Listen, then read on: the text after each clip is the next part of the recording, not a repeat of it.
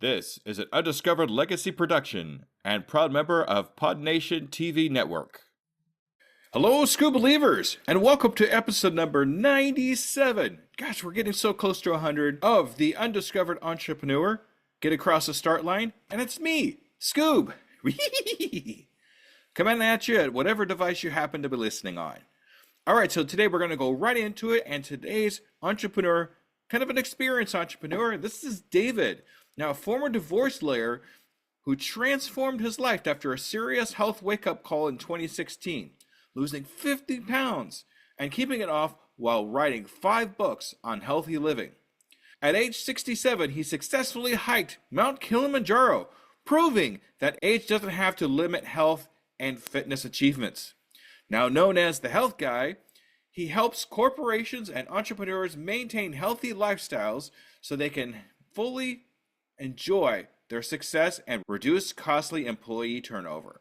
So today, let's listen to David. Salutations, Skoob believers, and we are here again with another amazing entrepreneur. Today we're here with David. Hey, David, how are you? I'm doing great, Jesse. Thanks for having me. Absolutely. Thank you so much for taking the time out of your day to be on the Undiscovered Entrepreneur. We're going to talk about some amazing stuff here. All right, so before we do anything here, I want to ask you a semi-serious question, David. Are you ready? Yes, All right, awesome. Are you a Skoob believer? I am. All right. Thank you for being a Skoob believer, David. I super appreciate you. So what I'd like to do here at the very beginning is just get an idea of who you are, what your entrepreneur adventure is, and how you got across the start line. When I was in my 20s and 30s, I was fit and trim like most people. However, like most people, life gets in the way with family obligations, work responsibilities.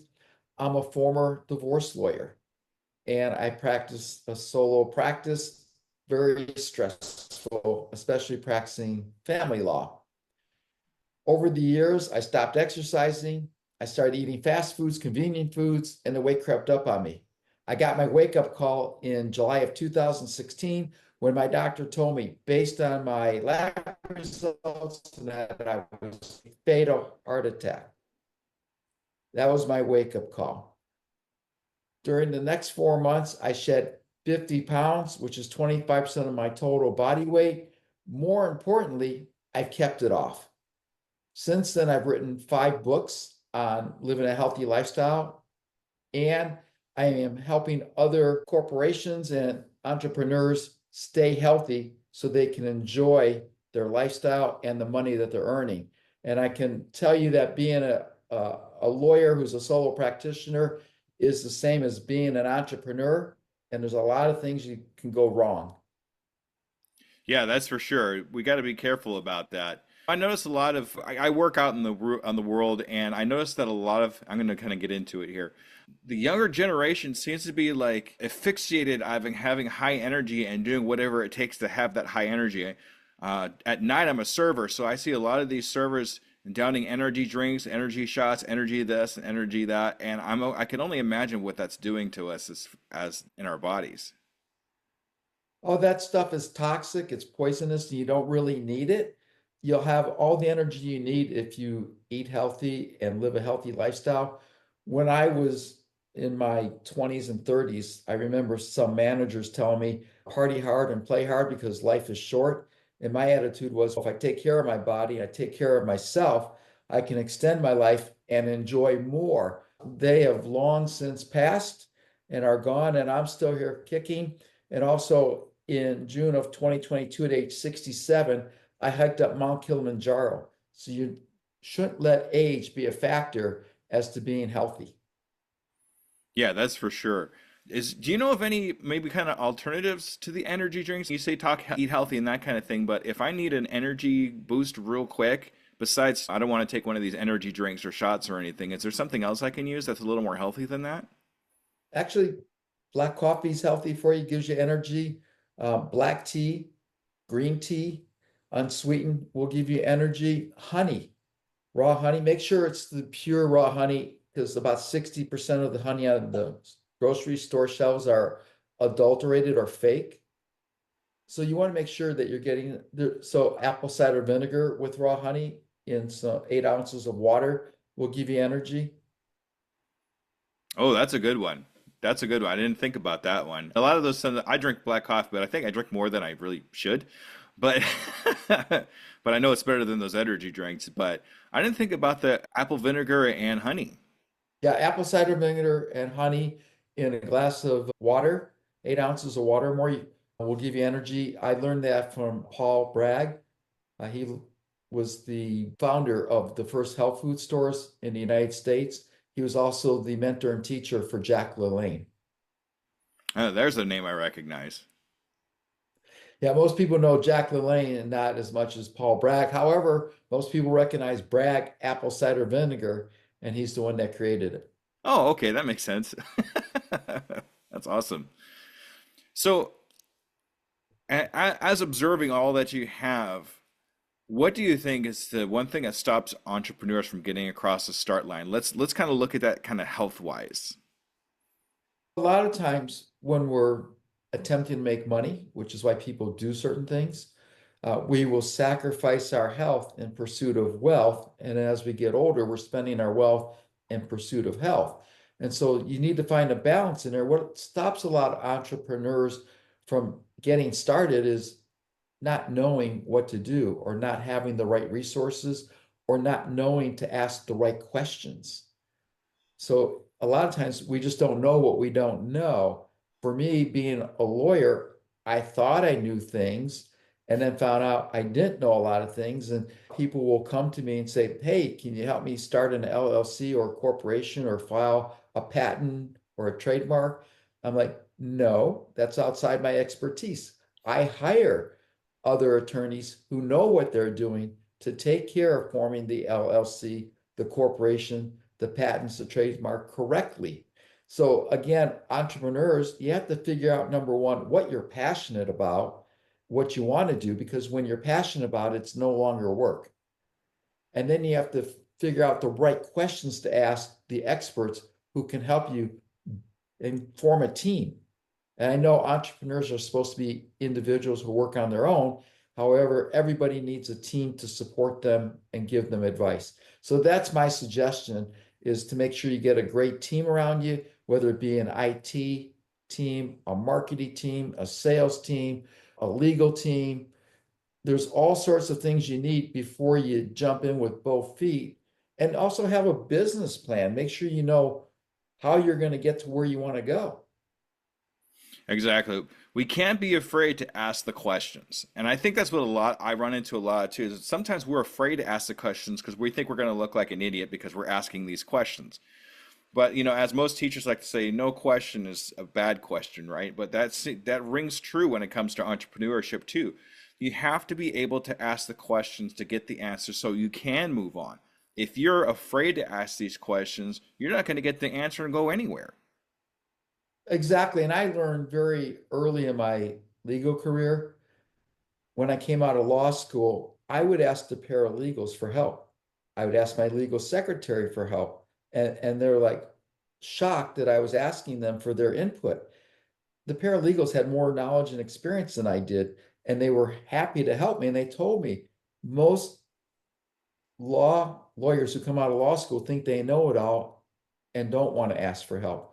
I took the opposite approach and would ask for help. And I was very grateful and appreciative. And I got a lot further ahead by acknowledging that I didn't know certain things and asking for people's help because you never know what they can do for you. So with my legal secretaries, I gave them carte blanche to either make the pleading sound better or a letter sound better. And then I would, of course, review and edit it. However, it's good to get other people's input. And again, a lot of times they make a suggestion that you don't agree with.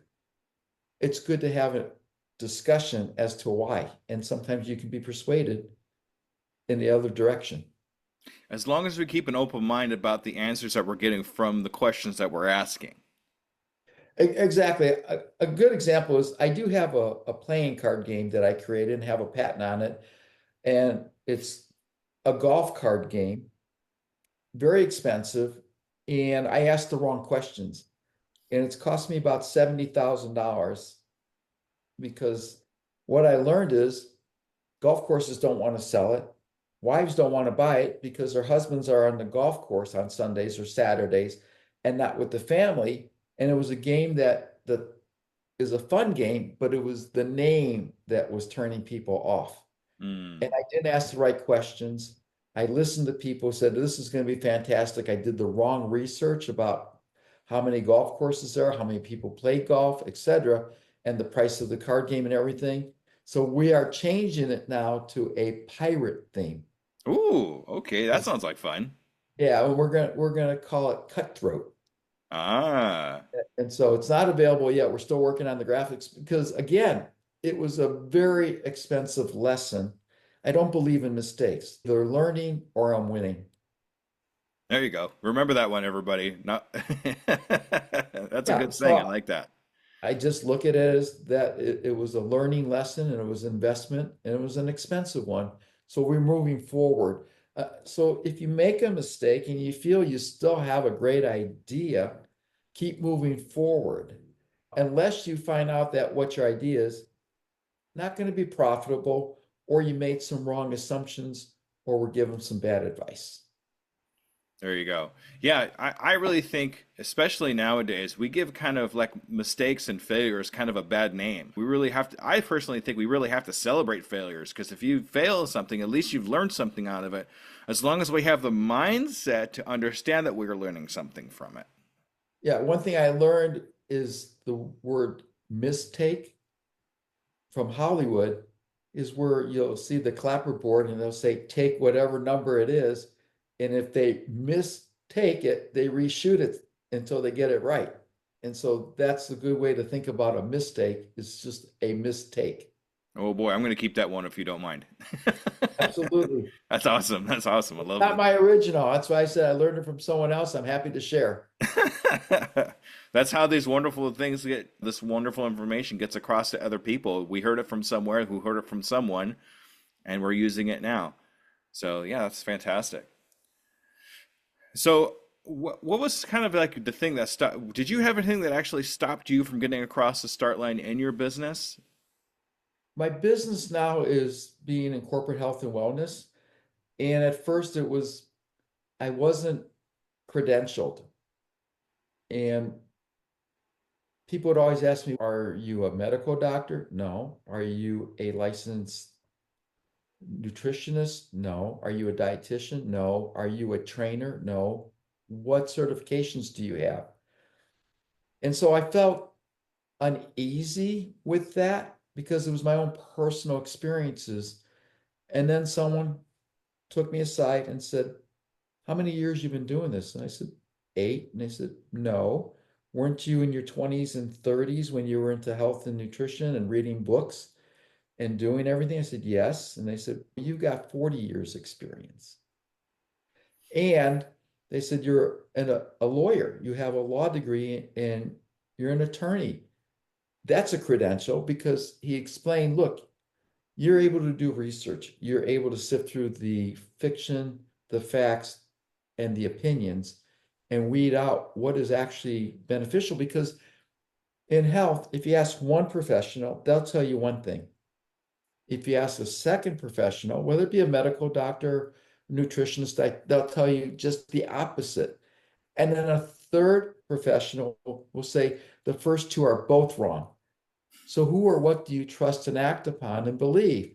And that's where I come in and sift through everything. And I believe if you aren't credentialed, it shouldn't hold you back because a lot of people have life experiences that are sometimes more valuable than a credential. I have a lot of relatives that were very, very successful financially and never got past high school with a degree. And if you think about it, Bill Gates and Steve Jobs never graduated college. I don't think people are asking them what their credentials are. That's right. And I come across that a lot from entrepreneurs that are experiencing imposter syndrome, which is one of the hurdles that I talk about. And it's not so much as the fact that you have a credential. Sometimes experience will speak far and beyond credentials. Because we could all learn how to have a credential. It's all something that's set aside. These are the books that you read. And so we all have that same experience when it comes to credentials. But having the actual physical experience things that have happened to you, things that you've read about that's outside of that box, sometimes could be more beneficial than just having a credential. So don't let that stop you. Exactly. And the reason I bring it up is I told my wife, I've come full circle. And she goes, what do you mean? I said, when I got out of college, I wanted to open a health club, uh, a health store. And I never did. And when I was in my 20s and 30s and fit and trim, I was very judgmental. I look at people and I think, why are you eating that cookie? Why are you eating that McDonald's? Why are you eating this crap when you know better? And then I ended up doing all that, gaining the weight. And I explained to her, I had to go through the experience of being fat. I had to go through the frustration, the embarrassment, so that I could relate to clients. Because when I say I understand what you're going through, I'm true and honest about it because I did. Going to someone who's in their 20s and 30s who's never experienced that, they don't understand what you're going through. Yet they may have their credential that they're certified in something. Who would you rather work with? Someone who's got the experience, been through it, and understands what you're going through, or someone who, like you said, has read the book, taken the test, got the certificate, and will tell you what to do without understanding what you're going through. Yeah, experience definitely speaks many, many words over what a lot of people will have when they're only 20s and 30s and just have the credential. And one other thing I'd like to add to that, when I was practicing law, I was in court and an attorney stood up and said, I've been practicing law for 40 years and Mr. Medansky's brand new. He doesn't know what he's doing. And the judge looked at him and said, he may be brand new. And just because you've been doing it for 40 years doesn't mean you've been doing it right. And maybe you've been doing for 4 years wrong. So again, just because someone's been doing it for a long time doesn't mean they've been doing it right. Keep that in mind, especially as an entrepreneur and you have an idea. Don't be discouraged or listen to people who are going to put you down. Be around people that are going to be encouraging, supportive, and empowering you. Exactly. We are the sum of the five people that we hang around most. So we want to make sure that those people are positive people that are willing to help you and push you along in whatever you're doing and supportive. Because if you get a lot of negative people around you, you're not going to get very far. Exactly. And again, I will have discussions with medical doctors who like to prescribe medications and write prescriptions. And I'll look at them and say, hey, food is a medicine, sugar is a drug, it's addicting. It's more addicting than cocaine, has a lot of negative side effects. The book Sugar Blues by William Duffy is written in 1977 and it's excellent, still relevant today. And I'll say, here are the 9 simple golden rules for living a healthy lifestyle. Which one of these can you refute? And they'll look and they'll say, none of them. I said, okay. And that's where I come across because everybody has their own little supplements, their little products, their methods, and everybody thinks theirs is the best. Not one size fits all. So again, you got to be careful and figure out what's going to work for you. And as an entrepreneur, you have to figure out what's going to be best for you. And you have to have a balance. Some entrepreneurs are single. They're not involved in a family. They don't have kids. They don't have a spouse. Others, they do. So again, what's going to work for you as an entrepreneur to get yourself going and get through the hurdles of, like you said, first starting. And I think it was Zig Ziglar says, you don't have to be great to start. However, you do have to start to be great. That's right. And that's one of the guys I listen to constantly. Zig Ziglar is one of my guys. I love him so much. So that's some great words right there. All right, so what I'd like to do here is you've been doing this for quite some time, but I'd like to know maybe one of your major accomplishments that you've had up to this point. Do you have an accomplishment you'd like to think about or talk about? Ah, the first two to come to mind, other than the birth of my 2 daughters, one Of was course. adopted. Yeah. Passing the Arizona bar exam the first time was an accomplishment. Hiking Mount Kilimanjaro was an accomplishment. Writing 3 novels, 2 of which are published. Writing the 5 books on health. Those are all accomplishments. But probably the best accomplishments I have are helping others on their health journeys. And they come back to me and they've lost 25, 30, 40 pounds. And more importantly, over 2, 3 years, they've kept it off and they tell me, I love my new lifestyle. I love my new life because it wasn't a diet that they went on. Again, diets are temporary, extreme, potentially dangerous to your health, and hard to stick with.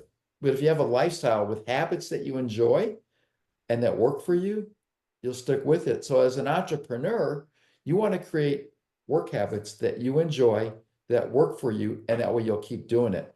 If there's something that you do not like doing and you dread it, you're not going to do it. So figure out how to make it that Mike Tyson said it best when they asked him about getting up and working out in the morning. He says, do what you hate as if you love it. Yeah. Yeah, that's a good way to put that. But when we're doing something, we have to make sure we have a passion for it, that it's in our zone of genius. It's everything that we want it to be. So it's not so hard. If it's something you would even be willing to do for free, then you know you're doing the right thing. Exactly.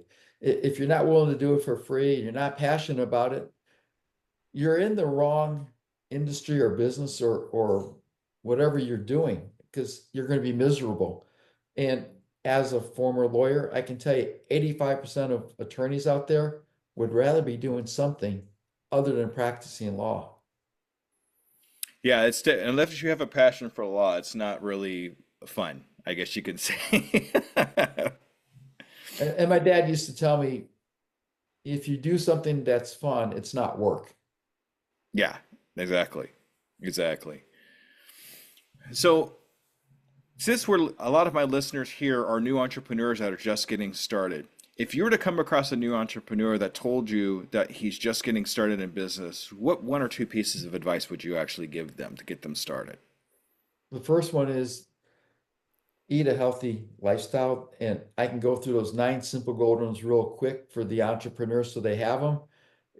The first thing is drink a lot of pure water. And when I say pure water, it can be distilled water, spring water, or water with a 6 stage reverse osmosis. Again, if you ask different experts, they'll give you different answers. So whatever going to work best for you. But our bodies are 60 to 70% water. You want to make sure that you're hydrated because 75% of the US population is chronically dehydrated, which has a direct correlation to 72% of the US population being overweight, of which 42% are clinically obese. So you want to drink water. Our bodies are not made of soda, diet soda, fruit juices, energy drinks, or milk. Now, if you want to have an alcoholic beverage, a little bit, that's up to you. I stopped drinking alcohol because I read it was no matter how small the amount, even a glass of wine, it was still detrimental. So that was my choice. However, my wife still enjoys her glass of wine every night and at dinner. So it's up to the individual. We decide what we put into our bodies. But that's the most important thing is get rid of the sodas and diet sodas and drink the water. And then avoid the ultra processed and highly processed food and manufactured foods. It's very toxic. They put chemicals in there they don't need to. The Gatorade formula only had about 4 or 5 ingredients in the original one. Today it's about 12 or 13. Why? It's cheaper to add the chemicals and make it that way than use the original. Again, instead of having a glass of orange juice, which is unhealthy, contrary to their marketing promotions, because it takes 4 to 8 medium oranges to make a glass of orange juice, which is all the sugar then. So I asked people, would you eat 4 to 8 oranges at one time? Most people say no. Well, that's how much sugar you're putting in your body with one glass of orange juice. So eat the orange, eat the apple, eat the pear, enjoy the berries, and watch out for the artificial ingredients or the natural ingredients because they have a lot of chemicals in the natural ingredients. Again, marketing tactics. So those are the first 3 golden rules right there. Drink water, avoid highly processed, ultra processed manufactured foods, and eat real holistic whole foods. And the other thing I would say is get adequate sleep, at least a minimum, say, of 7 to 8 hours of quality sleep. If you have a TV in your bedroom, I would take it out. If you have your cell phone in your bedroom, I would put it in a different room. The only thing we use is an alarm clock for my wife. Other than that, there are no electronics in our bedroom. Yeah, that's good to know. I mean, a lot of us will have our phones right next to us no matter what.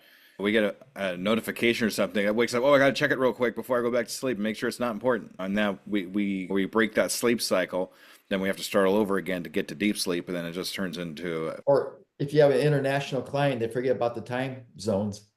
oh yeah, that's yeah, time zones. Hooey. Daytime for you, them is nighttime, you're sleeping, and they call you inadvertently or forgot and wakes you out of a deep sleep. It's detrimental to your health. What they found is a person who is sleep deprived will consume an extra 500 calories the next day. Interesting. I didn't know there was I didn't think there was a correlation between sleep and calorie intake.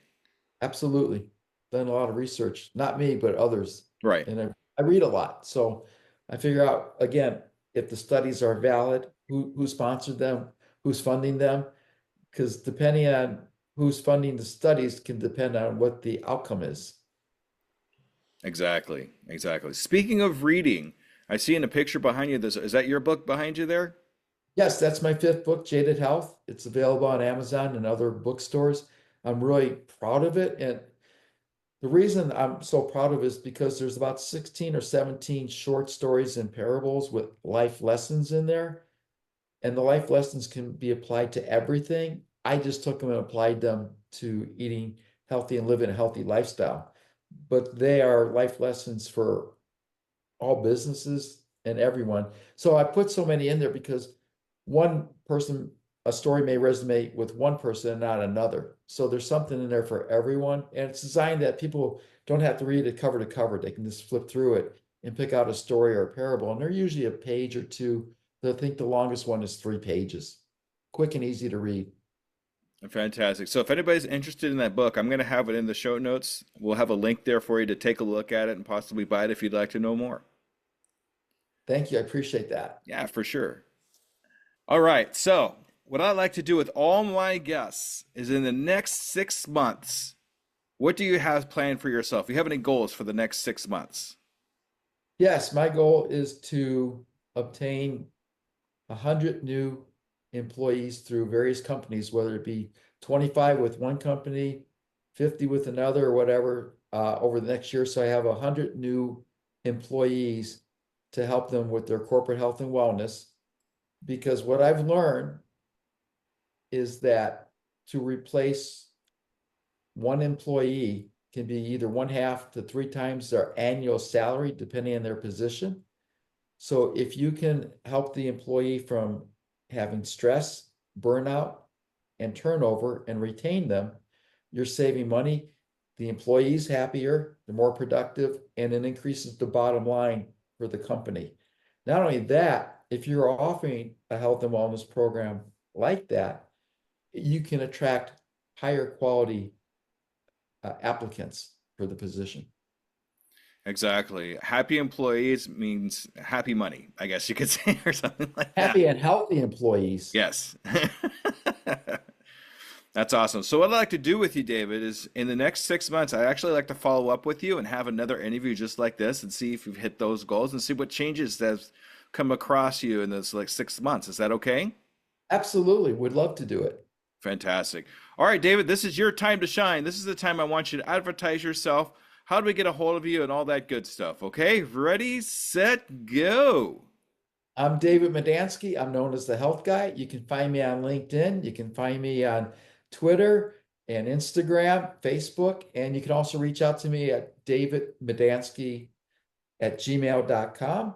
And also you can check us out at jadedhealth.com. We also have a TV series, and the first 12 episodes, first 2 seasons are up there at jadedhealth.tv. Fantastic. That's awesome. David, thank you so, so much for taking the time out of your day to be on the Undiscovered Entrepreneur. We really appreciate you and your information. Thanks, Jesse. I appreciate being a guest today. All right. All right, Skoob believers, make sure you stay tuned for the wrap up. All right, everybody. Thank you. Bye-bye. All right, ladies and gentlemen, that was David. A lot of fantastic information. I love David's personality and how he comes through so authentically with everything that he has to say. But we did talk about a couple of really powerful things, and I want to make sure you heard them. You don't have to be great to start, but you have to start to be great. David reminds us of this powerful truth from Zig Ziglar, who I love. He wasn't a doctor, nutritionist, or certified trainer when he began his health journey. But his real world experiences and passion drove him and to help others transform their lives. And I said this in the interview too. We don't necessarily need all the certifications. We don't need all the certificates. But us having the experience of going through these things ourselves and experiencing these things ourselves puts us in a very special place that a lot of other people don't get to experience. And we can use that to our advantage for helping other people experience the same things that we did.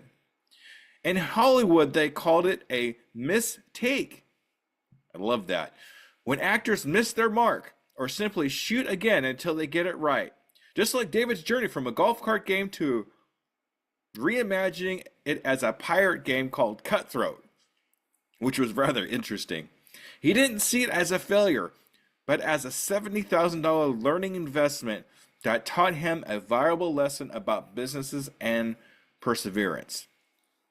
That's expensive for a lot of us, probably for all of us. But let's not forget, when we do have these problems in situations where it does cost us a little bit of money and we do fail at it, it is a learning experience that we can take back to our next entrepreneurial adventure and make it that much greater.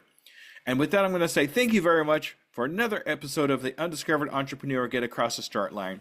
And I will look forward to seeing you again. Goodbye, everybody.